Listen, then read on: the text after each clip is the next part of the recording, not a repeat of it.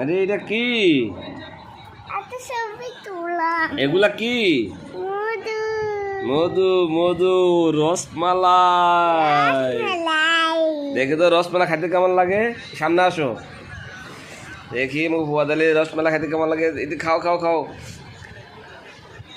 কেমন রসমালাইটা?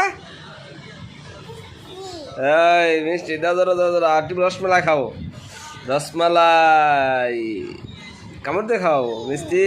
হ্যাঁ, কাদের বাড়ি আম?